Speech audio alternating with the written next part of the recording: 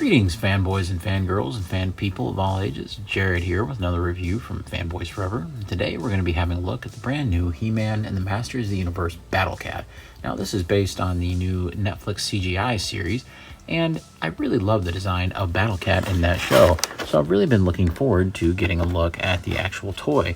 For a long time, we weren't even 100% sure that they were going to be doing a Battle Cat for the new series, so I was really glad to finally see it confirmed a little while back. Of course, before we begin, make sure that you subscribe to the channel. We're trying to build our way to 3,000 subscribers, and of course, we need all of your help. Not only that, but please like the video and share so that the channel can grow, and we'd very much appreciate it. With all that out of the way, let's have a look at Battle Cat. Of course, it's cool to actually see the CGI model from the show. I really do like what they do with Battle Cat in this series, and it's one of my favorite interpretations of them that I've seen in a long time. You can see they're still using their Power Attack moniker, which of course used to be used on all those old Batman figures that we reviewed right here on the channel years and years ago. On the back, you can see a render of He-Man riding Battle Cat. Of course, it's kind of funny. To me, it almost looks a little more like the large size, like 8-inch He-Man that they sell. We also see a little bit of the action features. And if this helps you out, here we have the UPC at the bottom. All right, let's go ahead and get him out of the packaging. And here we have the mighty Battle Cat himself. Now, Cringer is of course decked out in some very revisionist kind of armor, and it's a lot more angular. In some ways, it reminds me of sort of what they did with some of the design work in the 2000X He-Man series from Mike Young Productions. And in other ways, it feels very much its own original thing. It also doesn't deviate all that much from the original design of Battle Cat, as we'll see later when we do some comparisons. I'm also very impressed with all the nice animation, accurate sculpting, which makes me think that this was probably taken from some sort of digital source and not necessarily sculpted completely by hand by just looking at the show. Looking at the helmet, I really love all of the ornate detail. I especially like how angular the sides are, and it almost has sort of a Japanese influence to it, almost looking a little more like a samurai helmet. The helmet is not removable, and that was kind of a disappointing point for me. Actually, none of it is. All of the armor that you see, even his giant claws, it's all there to stay. So get used to the notion of a Battle Cat where nothing really comes off and isn't removable for the very first time. I don't think they've actually ever done Battle Cat quite like this, where all of the armor is just a part of the actual figure. At least not that I can think of off the top of my head. I'm sure there's some example. Particularly interesting is how they almost did a crustacean-like tail when it comes to the sculpting. Of course, it's very angular in the show like this, but the way that it comes together with this plastic almost makes it look like a hard shell or like an exoskeleton or something. Of course, that's not the actual intention of the thing. I also like how we have kind of the logo stuff on the sides, and then the saddle looks pretty neat as well with more of those sharp edges. I also think it's cool that they have these kind of black accents coming out from the gauntlets. And indeed, gauntlets they are, because in the show, you know that because of a run-in with Beastman, Cringer no longer has his claws, so they build him some mechanical ones. And I really think that these are really cool. They're done in kind of a translucent yellow. And of course, I think they're meant to look more appealing to the younger crowd. And that's definitely what this is supposed to be for, that younger group of He-Man fans that they hope to cultivate using the new show. And what's really funny is this part was clearly supposed to have been green. You can see the fur sculpted there, but it's cast in this same red. Same for any little bits of exposed fur that was supposed to be down there. So that's actually pretty disappointing that they kind of cheaped out for those back legs to make it more cost effective. I don't think it would have been too much to have asked to have at least done the claws and these green portions in the correct colors. I think that that would have been pretty minimal. But of course, it's about kind of having an affordable kid's toy. The front fares much better with the detail, as we can actually see the only evidence of the yellow striping right here on the entire figure. And I think those look really nice on both sides. I actually think that visually this version of Battle Cat really has it where it counts. It's very ferocious looking, it's very modern and sleek, yet it calls back really well to the original design of Battle Cat from the toys and all the animation. So I actually really enjoyed the design of it. We'll look at articulation very quickly before we put He-Man on it. The head is able to twist around, and it can very easily go around, so that is nice. You can bring it down and bring it up, so that's actually really good how it can go up enough to meet the rest of the armor. and go down enough to where it's at least noticeable. You can also see that the jaw can be opened, and it looks pretty cool. Funny enough, the top of his mouth is white, but it's the kind of thing you probably will never really see. The hind legs can go up and down, and they can go pretty well all the way out like this much, and forward about this much. Now, down here at the kind of knee area above the paw, you can see that there's a hinge. You can hinge it back about that much, hinge it forward about this much, so it's fairly deep. There's also a swivel right there, and that does it for the hind legs. There's no ability to bring them out. You can also see that the articulation works a little bit differently up here. It's true that you can bring it up pretty far, and you can bring it back a little bit, but look what happens. Just like He-Man in this line, it's done on this kind of action feature basis to where it sort of retracts automatically. You can even go out to the side with these, but it's not going to stay. But that's okay, since that's what it's supposed to do. You can go with either side, and it's the same deal. There is a hinge right here and a swivel, so you are able to hinge it forward, and it will hold that pose, and hinge it back slightly, and it will hold that. There is also a swivel down here at the actual paw, but with no hinge. Overall, you could try to stand him out with his paws like this, but it's going to snap back like that. Obviously, it's the same thing for trying to go forward in some kind of action pose. You'll try, but then he's just going to snap back. That means that this Battle Cat is much more made for play than display, as you can have all sorts of fun battles by swiping the claws back and forth, but it's not like you're going to be able to do too much. However, you can use these hinges to either get him standing up tall or have him kind of cowering down or dodging, I suppose. Either way, it's kind of fun just to mess with him and kind of stretch the joints out in different ways and then watch him snap back. I think it could be fun for play at the very least. We also have tail articulation with it able to swivel, and there is a hinge so the tail can go way down and the tail can go way up. So used in conjunction with each other, you can do just about anything you want with the tail, so that's a nice surprise.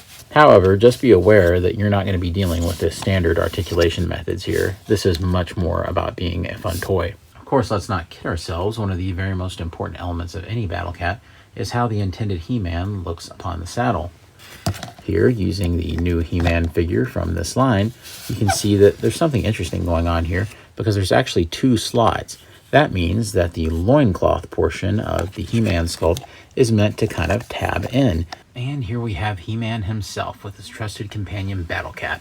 I have to say, this combination looks really good, and actually quite a bit better than I thought it would. In particular, before we go over the visuals, something I have to point out is how they have a new connection system for He-Man to actually get in the saddle. As I pointed out earlier, you do take the loincloth portion and you kind of string it through two different connection points. One in the front, you can kind of see the little slot it's going into, and one in the back. So the other thing that it has is two little grabber portions, which are a lot harder to see, that kind of latches to the front of the pelvis of the figure. You also have to put in a fair amount of pressure to make sure that He-Man is actually plugged in. But once you do, check this out. He-Man has never been able to do this before. He-Man always easily comes out of the saddle Battle Cat, but by golly, not this time. Let's see if we can actually do this and he stays in. Well, what do you know? That's not what I expected. Look at that. He-Man actually survived. And there he got a little bit bucked out, I guess. But you can plug him back in, and that loincloth connection point really does work. Also, by making sure you have him plugged in deep enough like this, it helps with some of the scaling. And let's talk about that for a second. He-Man in the Netflix show is an absolute brute, even more than we've ever seen him in any other incarnation. The guy is gigantic, but because this figure was made with price point in mind, and kids, of course, Battle Cat can't be exactly quite as big as he's represented in the show. Not quite, anyway. They've scaled him down just slightly to where it's still affordable, but it looks decent with this sculpt of He-Man. You can see that it's not too awfully far off from what we see in the show, and it definitely works. Even from the side, it works fairly well. However, the back of Battle Cat feels a little abbreviated, but it's not nearly as bad as what I was doing earlier. Earlier, I had the legs like this, and I started to film it, thinking, what's wrong with this visual? It looks so strange. It almost looked like He-Man was on like a kiddie ride of some sort. Putting them back like this is, I think, the correct configuration, And because of the hinges, the legs can actually go down flat-footed right there, and it looks much, much better, and it gives Battle Cat more of that length. However, he looks even better from the front like this because of forced perspective a little bit. It definitely makes Battle Cat look even larger like this, and even from the 3/4 perspective, it looks really great. I'm just really impressed with how sturdy this connection is, and just how playable the figure still is even riding atop Battle Cat. I'm definitely pleasantly surprised with how well everything worked out, even with Battle Cat being slightly undersized here. And of course, if you have him standing beside him, it looks really good as well. Even though they're not quite at eye level, I think that probably would have been the actual scale from the show if the head was probably to the point where the eye was right with He-Man. I think it's close enough to where you could still kind of make it work in a display, especially if you're playing with forced perspective a little bit like this, and I think that that would work nicely for some photography. Although it may not be 100% perfect, I really do think it's mission accomplished when it comes to how this thing looks with the intended He-Man. But speaking of intended He-Mans, let's see how maybe some of the other He-Mans that we have look. We won't bother with going into the 6 and 7-inch scaled He-Mans because we know that they won't work and it'll look ridiculous. However, we definitely could try out the Origins version of He-Man, and you kind of have to like balance him on the saddle, sort of because of these two big like flanks right here. It kind of keeps him from being able to ride it any higher, so he kind of sets on the back of it. But overall, it doesn't look half bad. I mean, he's a very similar scale to the regular He-Man and the Masters of the Universe CGI figure, so it actually looks pretty decent. I'm not really sure why you'd want to do this, but you could do it. So, I don't know. I think it's cool. And of course, we'll look at Battle Cat from Origins, see how these guys look together. I think that it's really cool to see them side by side. Definitely, this Battle Cat, there's a little more to it.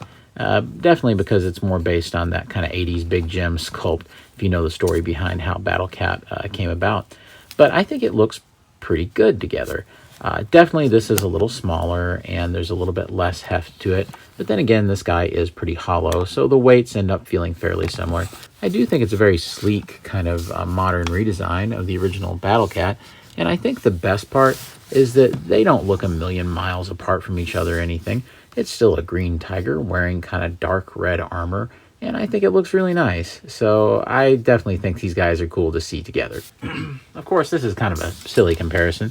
The Revelation Battle Cat, Masterverse Battle Cat, whatever you want to call him, is gigantic. And as a matter of fact, I think people were a little shocked by the size of this guy. And comparatively, there's not really too much that unites these guys. The motif is the same, of course, with what it is. But, you know, it's just design theory-wise, they're just completely different. I will say something pretty unpopular here, or something that I think I'll probably get a lot of flack for. In terms of a toy design and the way the proportions come together, I think just from a visual standpoint, I like the look of this better. This looks a little clunky, and it doesn't quite match the animation in the show. But this is a really, really good representation of the animation, and I actually like how the proportions come together better here than over here. So even though it's a weird comparison to make, like I said, I may not get any sympathy for making that comparison. I will say that I do kind of like what they did visually with Battle Cat over here. It just feels a lot more exciting and a lot brighter for that matter. So in the end, I'll say that Battle Cat here is a really worthwhile little addition to your collection. I got mine for about 20 bucks from Amazon, and I definitely feel that it was worth it for me. Although I think it would have been even nicer if maybe the front claws lit up or something, or there were some kind of lights or sounds. I'm definitely calling this one a win just from a sculpt perspective and a playability perspective. I think that kids would have a lot of fun with this guy. If there's a couple of things I can improve, I would definitely want those back legs painted green where they should be. Although there's something you probably won't notice all that much, especially when it's from the front like this. From the back, it becomes painfully obvious and kind of cheapens the overall aesthetic of the figure, especially when you see the red plastic meet the green at that hip joint. And for as fun as the action feature is, I'm not sure it was worth KOing all of his articulation here in the front, when it probably would have been even easier for them and even less costly to have just put in traditional articulation. However, it is amusing that his kind of recoil action feature matches He-Man so well, so that's something, I suppose. Overall, I do suggest you pick this guy up if you're a fan of the CGI Netflix show like I am. I think it's a great way to introduce younger kids to Masters of the Universe, and I think it has a lot of great things going for it, particularly David Kaye as the voice of Battle Cat, who does an absolutely outstanding job in the show. Alright friends, well that'll be it for me. Make sure that you subscribe to the channel and of course like the video, as it really helps us out here on Fanboys Forever. And of course be on the lookout for many more Masters of the Universe reviews in the coming days. Right now we're just about to go over many of the figures that have come out in the Netflix CGI line. I didn't want to start those up until I had pretty much all of them so far, and then we'll be ready for the newer ones coming out in just a month or so. And of course, leave a comment down below to let me know what you think about this new release of Battle Cat. As always, friends, God bless you and yours, and I'll see you on Fanboys Forever. Fanboy out.